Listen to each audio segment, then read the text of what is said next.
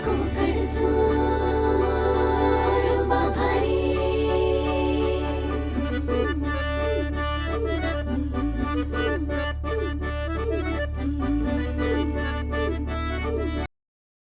Everyone, welcome back to mini blog. आणि आता वाजलेले 4 आणि टायटल ठरवे बघून समजलं आहे हा ब्लॉग कुठल्या टॉपिकवर आहे. तर अर्ली मॉर्निंग हा ब्लॉग मी स्टार्ट करतो. त्याचं रिझन आहे की आजपासून आपली एक नवीन जर्नी, एक नवीन सिरीज स्टार्ट होणार आहे, ती म्हणजे मुंबई सोमेश्वर सिरीज. आणि या सिरीजमध्ये मी सोलो ट्रॅव्हल करणार. तर ही पहिलं सोलो ट्रिप असणार आहे माझी. तर आता बाकीची गोष्ट सांगतो. तर आज मी ट्रॅव्हल करणार ट्रेननी. तर ट्रेन कुठली आहे, त्याचे डिटेल्स काय, सर्व A to Z मी या ब्लॉगमध्ये सांगेल. ब्लॉग नक्की एंडपर्यंत बघा. आणि संमेश्वरला पण मी देवरुखमध्ये जाणार, ते तुम्हाला ह्याच्या नेक्स्ट ब्लॉगमध्ये बघायला भेटेल. आणि ही जर्नी मी मेमध्ये करतो, पण ही सिरीज तुम्ही पूर्ण जूनमध्ये एन्जॉय कराल. आणि आय नो की मेमध्ये थोडेफार कमी व्हिडिओ झाले, पण त्याचं रिझन होतं म्हणून कमी व्हिडिओ झाले. तर आता ते नंतरची गोष्ट आहे. पण आता मेन टॉपिकवर येऊ. तर आज मी कुठल्या ट्रेनने ट्रॅव्हल करणार. तर आज मी ट्रॅव्हल करणार कोकणची आजीबाई म्हणून ओळखली जाणारी ट्रेन नंबर 10105 दिवा सावंतवाडी एक्सप्रेसनी. आणि ही सकाळी सुट्टे दिव्यावरनं 6:25 आणि संध्याकाळी सावंतवाडीला 6:30 पोहोचते, म्हणजे 6:30 वाजता. तर ही टोटल 12 तास 5 मिनिटाचा हिचा रन आहे दिवा ते सावंतवाडी. बाकीचे ह्याचे सर्व डिटेल्स म्हणजे ह्याचा जर्नी किलोमीटर किती आहे, माझी जर्नी संमेश्वरपर्यंत होणे. तर संमेश्वरला हिचा टायमिंग आहे 12:40चा. तर ह्याचं मी टोटल स्टॉपेज ते सर्व सांगेल. ब्लॉग नक्की एंडपर्यंत बघा. आणि लाईव्ह अपडेटसाठी इंस्टाग्राम अकाउंटला फॉलो करा. इथे दोन्ही इंस्टाग्राम हँडल दिली असेल माझी. आणि दुसरी गोष्ट म्हणजे माझी कन्फर्म तिकीट आहे. तर कन्फर्म तिकीट कुठली आहे ते सर्व तुम्हाला दाखवेल. कोच कुठलं आहे, त्याची सीट कुठली आहे ते सर्व दाखवेल. तर ब्लॉग नक्की एंडपर्यंत बघा. चला, मी निघतो तेव्हा हा ब्लॉग कंटिन्यू करतो. आणि आता वाजलेले 5:15 आणि फायनली मी निघालेलो आहे डोंबिवलीवरनं. आणि मी आणि पप्पा चाललो आहे. पप्पा मला सोडायला येते. आणि पूर्ण रस्ता बघा, पूर्ण खाली आहे सकाळी. आणि आता इकडनं चाललो आहे चालत डोंबिवली स्टेशनला. आता डोंबिवली स्टेशनला हा ब्लॉग कंटिन्यू करतो. आता वाजलेलं 5:25 आणि मी पोचलो आहे डोंबिवली स्टेशनला. आणि हा मॉर्निंगचा लुक आहे सकाळी. आणि आता इकडनं मी जाणार आहे दिव्याला. आणि आता थोडाफार उजेड झालेला आहे, तर व्ह्यू दाखवता आलं तर दाखवेन मी. तर चला, आता हा ब्लॉग डायरेक्ट दिव्याला जाऊन कंटिन्यू करतो.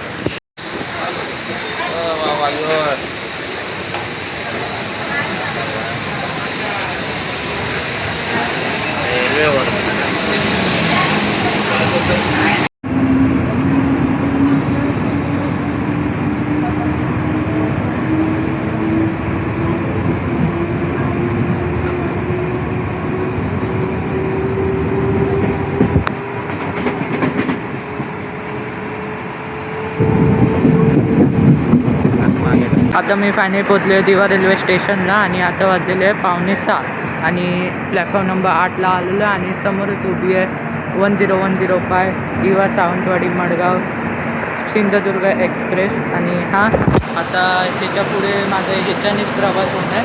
आणि मी मगाशीच सांगितलेलं की माझा ह्याच्यानेच प्रवास होतो आहे. पण माझी सीट आहे D1मध्ये. तर मी माझ्या कोचच्या बाहेर येऊन बसलेलो आहे. कोच पूर्णपैकी खाली आतमधनं बघू शकतात. तुम्हाला आता कोच दाखवतो थोड्या वेळ. पण आता तुम्हाला त्याआधी या ट्रेनचे स्टॉपेज सांगतो. तर स्टॉपेज या ट्रेनच्या बाजूला कुठे येईल साईड स्क्रीनला. आणि दुसरी गोष्ट म्हणजे ही ट्रेन टोटल कवर करते दिवा तो सावंतवाडी 713 किलोमीटर, ते पण 33 हॉलसोबत 12 तास 5 मिनटामध्ये. पण माझी जर्नी होणं दिवा ते संमेश्वरपर्यंत.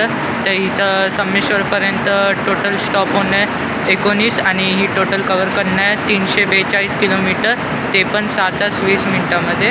आणि या ट्रेनला कोकणची आजीबाई म्हणून का ओळखली जाते, त्याचं रिझन असं आहे की ही ट्रेन गेल्या 27 वर्षापासून डेली रन करते या रूटवर. ही ट्रेन इनॉग्रेट झालेली 5 एप्रिल 1999ला. आणि आज 27 वर्ष झाले. आणि ही ट्रेन त्यावेळेस ॲज अ पॅसेंजर ट्रेन चालू झाली, म्हणजे दिवा सावंतवाडी पॅसेंजर. त्यावेळेस हिला ICF कोच होता. नंतर हळूहळू करून हिला LHB कोच देण्यात आलं. नंतर एक्सप्रेस ट्रेनमध्ये कन्वर्ट केलं. नंतर तिला रिझर्वेशनचे 4 सेकंड सिटिंगचे डबे दिले. नंतर 15 सप्टेंबर 2023ला हिला AC पहिला कोच भेटला, म्हणजे AC इकॉनॉमिकचे 2 कोचेस भेटले हिला. 15 सप्टेंबरला हिचा 2023ला हिचा पहिला रन झाला AC कोचसोबत. आणि आणखीन एक गोष्ट म्हणजे या ट्रेनला कोकणची आजीबाई म्हणून का ओळखली जाते त्याचं रिझन मी सांगितलं नाही. तर त्याचं रिझन असं आहे की ही ट्रेन प्रत्येक स्टॉपला थांबते, म्हणजे कोकण रेल्वेच्या छोट्या मोठ्या जेवढे पण स्टॉप आहे त्याला सर्वाला थांबते ही ट्रेन. तर त्यामुळे हिला कोकणची आजीबाई म्हणून ओळखली जाते. आणि असं काही डेडिकेटेड नाव नव्हतं, पण म्हणजे मराठी ब्लॉगर जेवढे सर्वांनी हिला नाव दिलेलं, टायटल दिलेलं. जसं मांडवीला फूड क्वीन म्हणून ओळखली जाते, तसं या ट्रेनला कोकणची आजीबाई म्हणून ओळखली जाते. तर आता थोड्या वेळात निघेल, म्हणजे 6:25 हिचा डिपार्चर टाईम आहे, तर निघतो तेव्हा हा ब्लॉग कंटिन्यू करतो. आणि ह्या ट्रेनचं तुम्हाला आता इंटिरियर दाखवतो. सेकंड सिटिंगचा इथे तुम्हाला पहिला आल्याला गिझर बघायला भेटतं आणि इथे वॉश बेसिंग आहे. आणि ही ह्याची सिटिंग अरेंजमेंट आहे. वरती असं तुम्हाला कुशनवाले सीट बघायला भेटतात, म्हणजे ही स्लीपर नाही, सेकंड सिटिंग असल्यामुळे हिला असे बसण्यावाले सीट आहे सर्व. आणि त्या साईडला एक अशी सीट आहे दोन्ही. आणि इथे पण असे नॉर्मल हे दिलेलं आहे, चार्जिंग पोर्ट आहे, हँगर दिलेलं आहे आणि इमर्जन्सी बटन नाही म्हणजे ते चेन आहे. आणि इथे फॅनचे हे सर्व्हिस सिस्टम आहे. आणि तिकडे खिडकी, माझी सीट आहे 19, तर आता सीट टाकतो. चल बाय.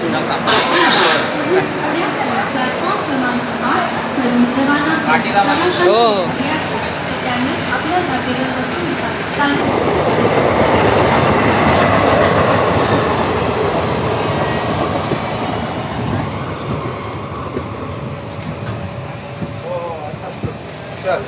ट्रेन 5 मिनटं लेट सुटलेली आहे दिवेवरनं. आणि आता हिचा नेक्स्ट स्टॉप आहे कळंबोळी. तर त्याच्यानंतर कळंबोळीच्या नंतर हिचा 7 वाजता स्टॉप आहे पनवेल. तर अजून ट्रेन काय भरलेली नाही, थोड्या वेळात ट्रेन भरेल, म्हणजे पनवेलच्या दरम्यान आता ट्रेनच भरेल. तर तेव्हा तुम्हाला दाखवतो व्ह्यू की T1चं हे कसं आहे, तर बघू. तर चला आता जर्नी स्टार्ट झालेली आहे, जाऊन नक्की एंडपर्यंत बघा. आणि याची तिकीट करायची तुम्हाला मी संगमेश्वरला उतरल्याच्या नंतरच सांगतो. चला व्ह्यू एन्जॉय करा.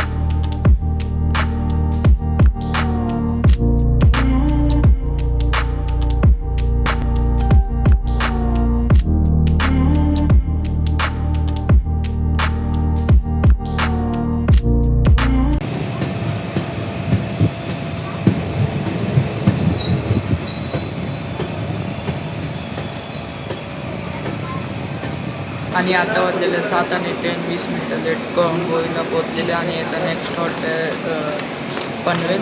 तर आता पनवेलला पोचलं की हा ब्लॉग कंटिन्यू करतो.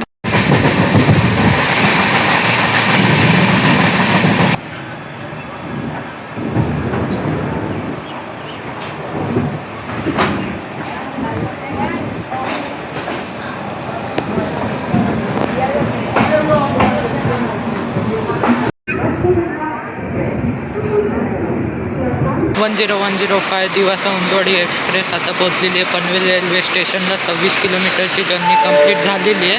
आणि हा ट्रेन 20 मिनटं लेट आहे, पण आता ती मेकअप करेल किंवा काय माहीत नाही, त्याचं हे नाही सांगू शकत, गॅरंटी नाही सांगू शकत. तर आता ट्रेन पनवेलला पोहोचली, इथं 5 मिनटाचा हॉल्ट आहे इथे. तर चला मी आता जातो आणि माझ्या सीटवर बसतो. आणि आता पहिल्यांदा मी सोलो ट्रॅव्हल करते, तो मला खूप ऑड वाटते, कारण की प्रत्येक टायमाला मम्मी पप्पा असायच्या तर मग मी बाहेर आरामशीर फिरू शकतो. पण आता जसं मम्मी पप्पा नाही, मी सोलो ट्रॅव्हल करतो तर सामानाचं पण सुद्धा लक्ष द्यायचं आणि ब्लॉग पण करायचं. त्यामुळे मग मी जास्त पण असं म्हणजे बाहेर उतरायला ट्राय नाही करत आहे. तर चला जेवढं दाखवू शकतो, इम्पॉर्टंट स्टेशन दाखवू शकतो तेवढं मी दाखवेल. चला. आणि मी आता घेतलेलं आहे समोसा, आणि समोसा 20 रुपये 2 समोसे, एकदम चपटे समोसे. याचा टेस्ट सांगतो. आता समोसा घेतला आणि 20 रुपये समोसा म्हटलं 10 रुपये एक समोसा आहे. असं समोसा आहे छोटा आणि कॅमेरा अँगल मी नीट नाही घातला आहे. खातो समोसा म्हटलं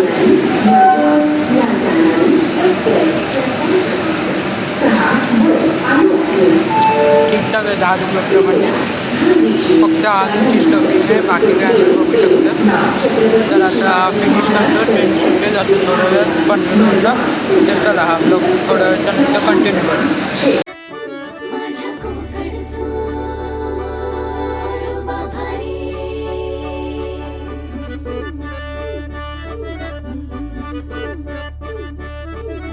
आता 104 किलोमीटरची जर्नी कंप्लीट करून मी फायनली पोचलो आहे रोहा रेल्वे स्टेशनला. आणि ट्रेन इथे 20 मिनटं लेट आलेली आहे. 20 मिनटं ट्रेन लेट चालू आहे मगासपासून. आणि हा सेंट्रल रेल्वेचा लास्ट स्टेशन आहे. आणि दुसरी गोष्ट म्हणजे आता इकडनं कोकण रेल्वे चालू होईल, तर इकडे स्टाफसुद्धा चेंज होईल, त्यामुळे इथे 5 मिनटाचा हॉल्ट आहे.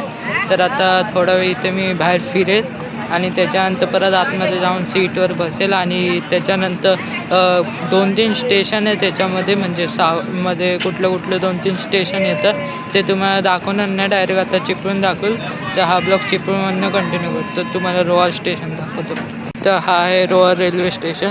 आणि ह्यालासुद्धा असं इनॉग्रेट करायला म्हणजे रिडेव्हलपमेंट करायला पाहिजे. तर 1 नंबर प्लॅटफॉर्म आहे हा. 2 नंबर इथे 3 नंबरला गाडी आलेली आहे.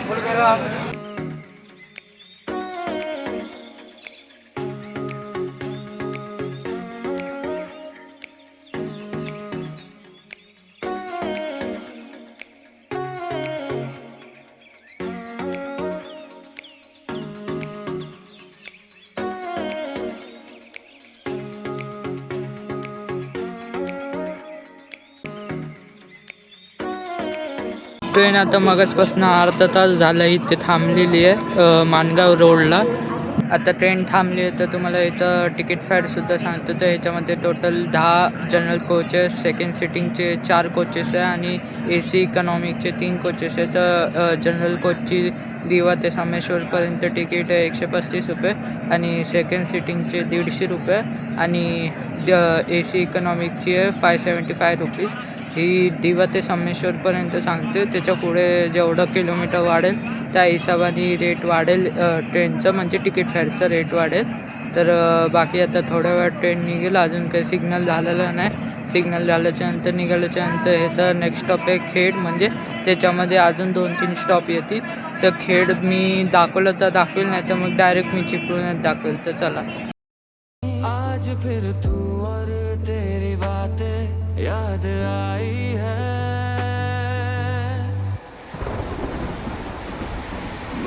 लाई है मुझे. ट्रेन आता पोचली चिपळूण रेल्वे स्टेशनला. 1 तास लेट आणि आता वाजले 12:30. इथं टायमिंग होतं 11:30चा. आणि आमची टोटल जर्नी झालेली आहे 200 समथिंग 250 का 260 किलोमीटरची जर्नी आमची कंप्लीट झालेली आहे. आणि ह्याच्या पुढे अजून 2 स्टॉप आहे आणि मग माझं फायनल डेस्टिनेशन म्हणून सबमिटवर. आणि सबमिटवरला हा ब्लॉग मी एंड करेल. तर त्याच्यानंतर तर नेक्स्ट पुढची जेवढी जर्नी असेल ते नेक्स्ट ब्लॉगमध्ये बघायला भेटेल. तर आता इकडे 5 मिनटाचा हॉल्ट आहे. तर आता थोडं वेळ थांबतो, जरा बाहेर टाईमपास करतो.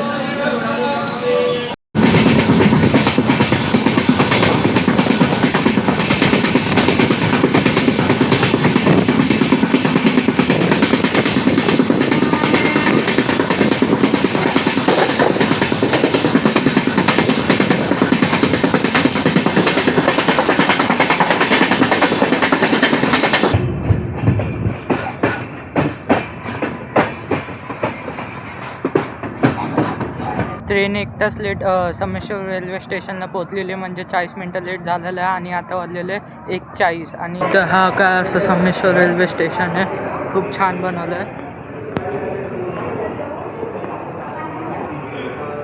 आणि हा बाहेरचा लूक ST स्टँड पण समोरच आहे. ST लागली आहे, बघतो कुठली आहे आणि त्या हिशोबाने जातो आणि तुम्हाला रेटसुद्धा सांगतो. तर चला.